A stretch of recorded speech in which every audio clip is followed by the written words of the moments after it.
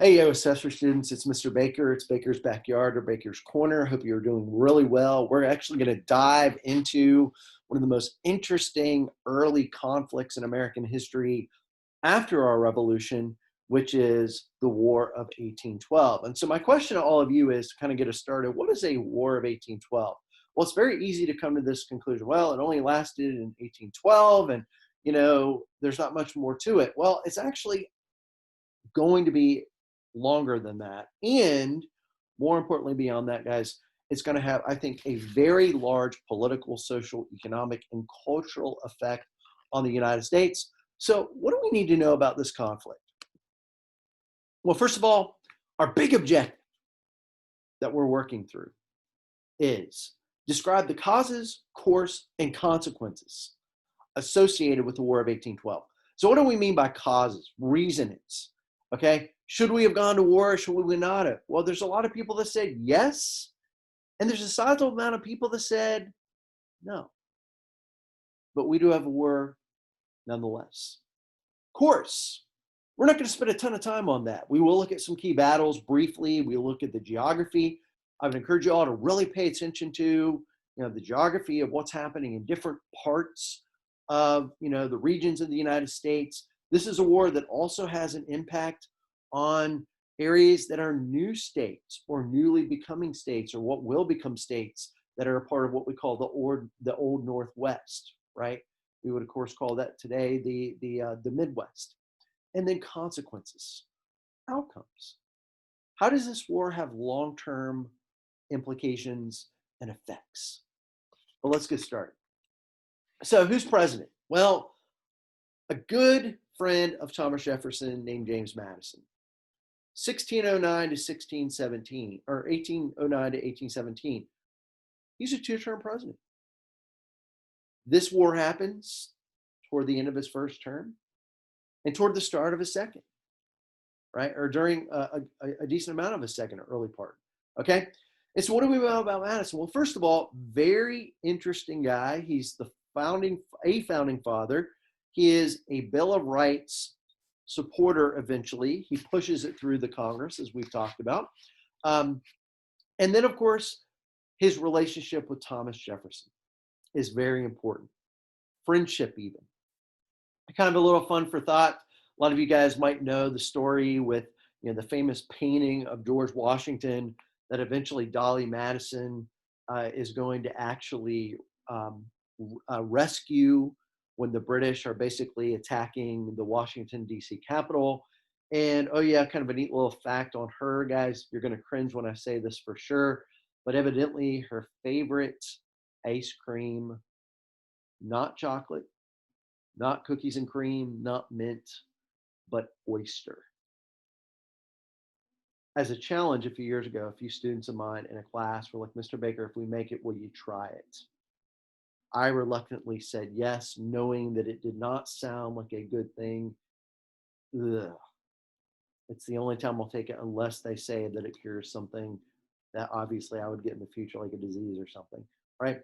But nonetheless, kind of a fun fact there, Madison is going to inherit some of the problems that we've talked about in earlier units or years. Neutrality is still something. Do we follow through with it or not? What's the other thing that pops up? The idea of conflict. Napoleon is still technically holding on to power. So, there's war across Europe between them and Britain and other countries too. And of course, the other thing is with what we're looking at here, guys, is he has to make a decision about how he handles some of the problems that have kind of continued from the era of Thomas Jefferson, right? Remember, we had a really bad embargo on trade pretty much from the outside world in general, right? And so it's like, okay, what area of the country is really going to be the most affected by this embargo in some ways, as far as trade abroad? And a lot of it is New England. You will see that, guys, as a significant consequence with the conflict. So what's going on? Well, we have a few domestic issues under Madison that kind of come and go during and after the war. We have a focus on the first protective tariff in American history, as many historians actually refer to it as. if you're kind of wondering, well, Mr. Baker, we talked about tariff under, the Hamilton debt plan, which was a tax on imported goods. How is a protective tariff different? Well, first of all, it still raises revenue. But the question is, what are we protecting? And the answer is, we're basically protecting American trade and American commerce, all right? And the idea of American production, okay? So this is going to create a big problem, okay? That does not go away just because we have the end of the War of 1812, okay? And so you're going to see, guys, this big issue with the tariff. It resurfaces in the 1820s when you have a standoff between, the state of South Carolina and even, of course, the president of the time in the late 20s and early 30s by the name of Andrew Jackson, all right? Jackson puts his foot down, very similar in some ways to what Washington did with the Whiskey Rebellion, all right? That's a topic for another day, but keep in mind the way that's going to affect the issue of tariffs, okay? Because of that, you're going to have northern states particularly, they're going to be very pro-tariff. They have a lot of industry, manufacturing. I think it was by the time the Civil War is pretty much coming to unfold, you have about 85% of the major manufacturing. We're talking about producing things like weapons and guns, and well, those two things connect, and also the idea of textiles, etc. That is present in northern states, particularly places like New York, Massachusetts, etc. And they want their industry and business protected. So you can see this developing, guys, of sectional tension between different parts of the country. By the way, we did not read this in the farewell address in my class, but Washington does have something to say in his farewell address as the words of wisdom. And then we also have an end to the embargo, partially. Okay, so I think it was safe to say, guys, that the administration of Jefferson was like, man, this embargo didn't work. It was bad. They phase it out partially. What we mean by that is that you're going to have, the British and the French like, okay, we're still kind of at odds with you all, but we also know that we need the rest of the world with trade. We can't just cut off trade with everybody continuously. Therefore, what happens? Well, you have a big bill that comes out of Congress called Macon's Bill number 2. I think it was around 1810. The year isn't important. What is that bill going to do? Basically, in a sense, it says, okay, whichever country, France or Britain, basically accepts America's rights at sea to an extent. In other words, respecting our trade, we will adhere to trade with them, and we will still continue to not trade with their enemy. Well, guess who steps up to the plate first to say America will respect you, when in fact, you could argue pretty strongly this doesn't actually happen, and that is the short guy from France, Napoleon, okay? And the problem with that, guys, is that if you're Madison, who again has only been in office about a year or so at this point in time, he has to honor that, right? That's the right thing to do. And so therefore, who is it going to anger? It's going to anger the British. Ergo, relationship leads to obviously eventual tension and then eventually a declaration of war. Okay. Now, historians really kind of debate this quite a bit. Was it a victory? Was it a defeat? Possibly so. I mean, after all, guys, our capital was pretty much burned. Was it kind of like one of those ties, or kind of like, no one lost, no one won? I would say, again, land your plane on that for yourselves. Okay. The one thing that we can say as we look at causes on our next slide is, how is this war remembered by the folks that wanted it and the folks that basically opposed it? Okay, we'll take a look at your screen here. So basically, Mr. Madison's war is going to be a common expression for those people that really did not agree with it, right? Their trade is being negatively affected by this eventual British blockade, which, keep in mind, the British are the strongest navy in the world. So therefore, they're going to be successful with that blockade for the most part, okay? And so if you're somebody from, let's say, a New England state, right? States like that have a lot of manufacturing, the embargo really hurt them. then you don't agree with Madison making this decision. And by the way, Madison, as we'll look at in a second, does in fact go to Congress.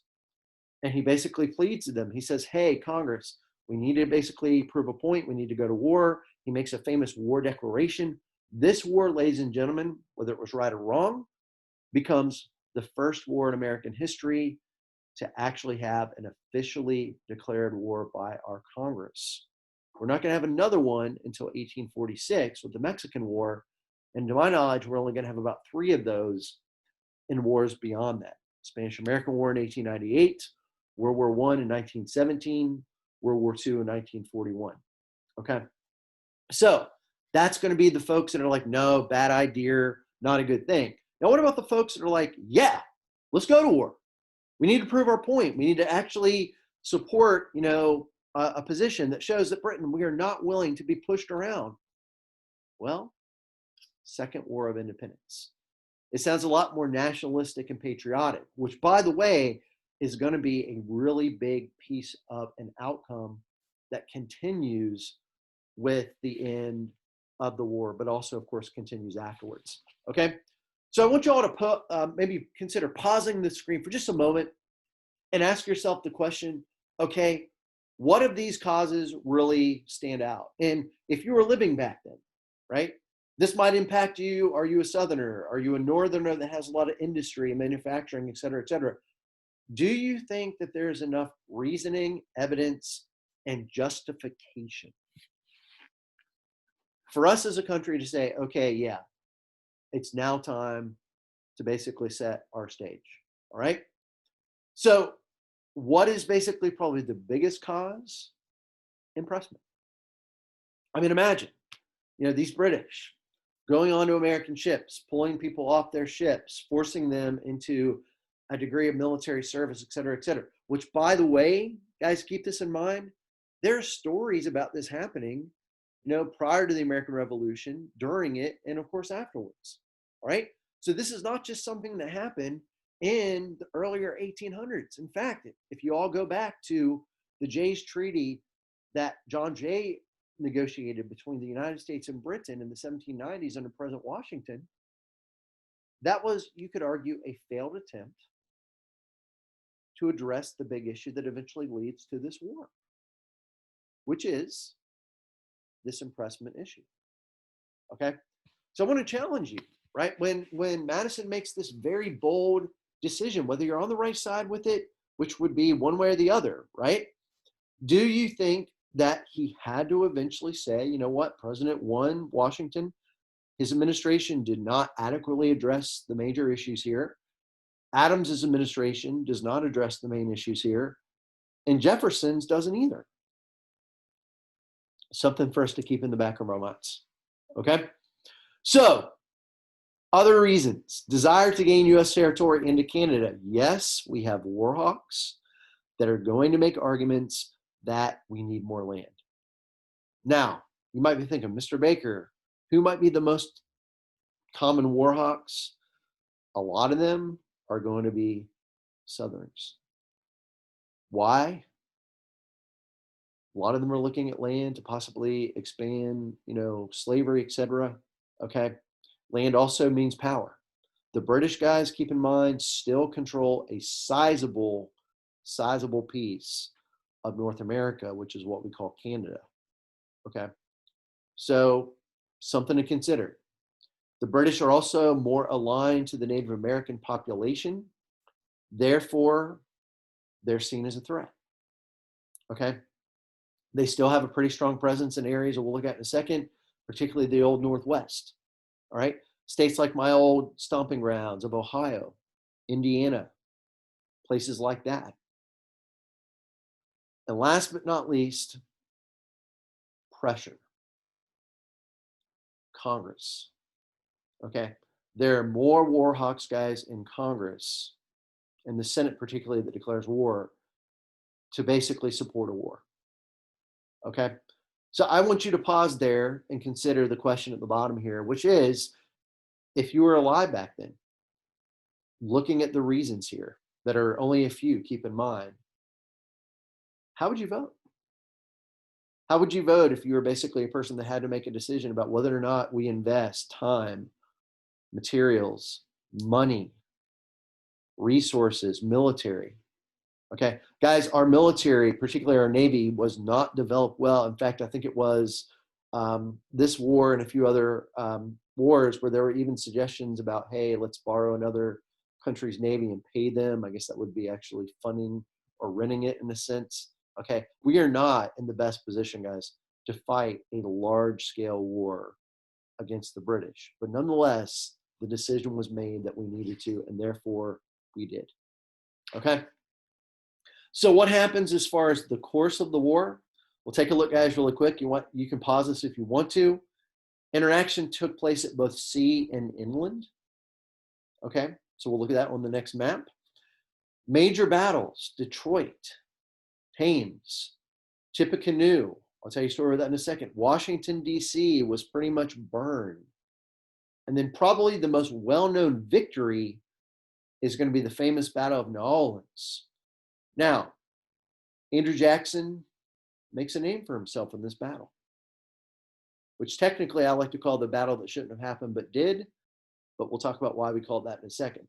But Tippecanoe, William Henry Harrison, another down-the-line president, did not serve long in that office, but again, a military presence that makes a name for himself, very important. Okay, we have a lot of battles. I'll show you this next slide, guys, between the U.S. military and also some of the Native Americans that were supported by British influence. Tecumseh, which is going to be one of the more well-known of the Native American leaders, who actually is going to, of course, not bode well in this war, right? Died. Okay. So what does the geography look like? We'll take a look. Pause for a second. Guys, what do you all notice about the big effects? Well, we're seeing a lot of naval blockade activity. Okay. We're seeing a few battles here and there. We're seeing a few up in this part of the Great Lakes area, Montreal, and then, of course, York here. Okay. Thames, as you can see, et cetera, et cetera. Okay. And so one of the biggest things that does come out of this war, there's kind of a neat story, guys, and it's kind of visible here if you look at Baltimore, Fort McHenry. If you've never been to Baltimore, kind of a cool place to go to. If you've never been to Fort McHenry, even if you've been to Baltimore, I think it's worth getting to because you get to see some old soldier forts. This is where the origins of our national anthem, the Star Spangled Banner, comes out of. If you ever get a chance to go there, kind of a neat little story. You can take a boat from Baltimore to the forts, and you can go into the visitor center, and they have a lot of cool things to look at. But the neatest part of that is you go into the theater and they tell you this really cool story about the war and how the Star Spangled Banner got started. And then at the tail end, if it's a good day, right? If you're able to, they ask you to stand, and as you're standing and singing the Star Spangled Banner, the curtain goes up. And in the process, guys, when the curtain's going up, if you look upon the horizon, there's this humongous flag that's flying, and it's basically, where the fort is now, right? It's a very cool moment, right? So if you're kind of big into that kind of stuff or experiences, it's really neat to go to. Okay. But as you can see, I mean, that's one of the good things that comes out of that. But what DC does not bode well, keep in mind, that's going to be a definite loss for the United States, even though, of course, we know it's still our capital. Okay. And so what we notice is that what becomes eventually the turning points, or even, really the after the fact battle. If you take a look here, guys, really quick, you see the Battle of New Orleans. Okay. And this is going to be, if you take a look here, January of 1815. Now, you all heard me say just a moment ago that I like to call this the battle that shouldn't have happened but did. Why do we call it that? Well, the reason being is because after about a year and a half or so of fighting, 1814 rolls around, and both sides are like, well, we're not really making progress. The war is costly, both from the standpoint of people and resources and things like that. And you know what? We're going to end it. So what's a common way that we end wars? treaties. Treaty of Ghent. This is going to be negotiated in December of 1814. Okay? But the problem is, and you know this very well, if this was negotiated 2020, we would hop on a plane, we'd go over, we'd tell our folks about it, or we'd send it probably via some kind of digital, media or whatever, email, etc., perhaps, communication, in other words, and we would have probably, an outcome, or in other words, a resolution probably within maybe a day or two, maybe a little bit longer. This obviously takes until the next month. Okay. So what happens? Well, the war is still going on. No Twitter, no Facebook, no social media to tell us, okay, the war is done. Let's basically have peace. This is where the Battle of New Orleans becomes very important. Okay. So Andrew Jackson is like, okay, I'm in charge. And he wins this battle. Okay. And while this battle shouldn't have happened but did, the big outcome, guys, is respect and also a development further of nationalism. Okay. And so what we notice is this, that this battle amongst the war itself, but especially this battle, you don't have to write all this down, but just something, guys, to keep in the back of your heads, is it's going to spur a lot of effects that have social, cultural, economic, and political outcomes. Okay. Now, in the coming weeks, we're going to start to look at economic history a little bit more, the first industrial revolution, right? New inventions, okay? The spurring of things along the lines of new industries and developments. We're going to start to look further at the development of American culture, right? With literature and things like that. We're going to look at the idea of new presidencies that are coming after James Monroe and James Madison. Monroe we'll look at in our next session, okay?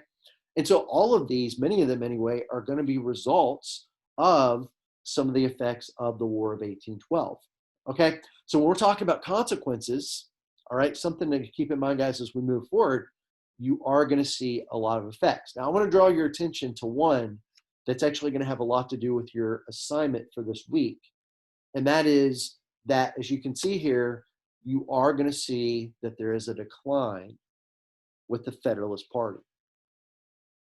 At this point in time, the Federalists are more dominant in New England. Okay. And why is that important for us to keep in the back of our minds, guys? Remember, what part of the country is the most dependent on external exports to basically sell their goods? And the answer is a lot of these places in New England, Massachusetts, Connecticut, Rhode Island, etc. Okay. And so they're going to be like, hey, this has not been good. This war has basically ravaged our economy. We already had this really bad Embargo Act. Okay. And so what I want us to transition to with our assignment is the effect, which is what we call the Hartford Convention. Okay. For those of you that want to keep in mind your obligations for the week, just keep in mind a few things. The next thing we'll look at briefly will be the assignment. We'll talk about it, why it's important, set the stage a little bit. But just to remind you, remember day one of your week will be submitting assignment number 1, okay? Just a quick feather in y'all's caps. I noticed a very, very nice difference between our first assignment and our second assignment for most students. So I appreciate you all taking feedback, doing something with it, and adding some depth. Okay. So in other words, keep the good work coming. Okay. You want to complete your reading for the week. Okay. Make sure you're logging in and doing all the checks in the Canvas. Remember, you got to do that. For standard, you will have a week 3 review activity that reviews vocab and important concepts from day 1 and day 2. Remember, this is different than the Friday mastery quiz that you also must complete on Friday. Okay. For honors, yours is going to be, again, using evidence and application to one of those macro concepts that we're going to introduce. There'll be a couple of new ones, and we'll share those with you on our next class session. Okay. Now, for week 3's quiz, you'll see the same thing as week 2, 10 questions that are from new information In other words, War of 1812, Madison and James Monroe, which we'll cover next time, Era of Good Feelings, and you're also going to see 5 of a review from the previous things that we've looked at. Every quiz is going to be a foundation for showing your long-term knowledge. In other words, it's a building block. Okay?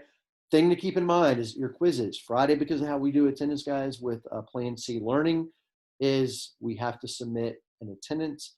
Your attendance by 2:30 will be based upon your quiz submission. Okay? So please make sure that you've done that, and then make sure that you're working through the modules. By this period of time, you should all know how to do that so that you're not hung up on staying in a holding pattern for the previous week when you need to move on. Next thing will be your assignment. Okay, guys, this is the document that you're going to use. The template is different for honors and standards, so keep that in mind. It's a very short document, but there's a lot to think about with this document. So we just left off talking a little bit about this War of 1812, how it ends in January. Technically, we have a couple of battles that transpire after the treaty. Well, guys, remember what we said. There's going to be a lot of sectional conflict and division, partly due to how this war is affecting trade. Okay? And so think about Hartford. If you don't know where Hartford is, you can find it on a map, but it's in Connecticut. So what region are we talking about? New England or Northeast, I should say. Okay? So we're talking about the idea, guys, of how these states that are heavily dependent on industry and also trade abroad are affected by this. Now, some of you might be wondering, well, what about this? What about, the South? I mean, they're trading cotton. Yeah, the South trades cotton with the outside world too. But the argument is that they also, because of northern textiles needing cotton to produce, they still have a reliable income and a client, if you will, to buy their goods. All right. The North, with what they're selling, maybe not to the same extent as the southern states. Okay. And so what I want you to do for your assignment, if you move down here, is you'll notice, guys, that these people do not like these policies. And as a result, as you look, I want you to read the first half page to get context for this, guys. You notice that they get together and they start to kind of plan a secession, right? And a lot of you are like, well, Mr. Baker, I've heard of secession, but I associate it more with the Civil War, which of course makes sense. But the idea of how these states and people as well, guys, are really advocating for change is big. Now, at the end of the day, all these 7 things, and there's only a few of them that you're going to have to really read for more specifics here. Okay, so follow your assignment details, guys, and do a good job on it. All right. But I want you all to basically think about, okay, why would these people, okay, not agree with something like having an embargo for an extended period of time, okay, or even some of the other things? Submit this by the end of your day 1. And if you have any questions, feel free to send me an email, baker@franklinacademy.org. This is Baker's Backyard, Baker's Corner. Hope you all have a great day. Be safe. And as always, guys, I look forward to seeing you next time. Have a good one. Bye-bye.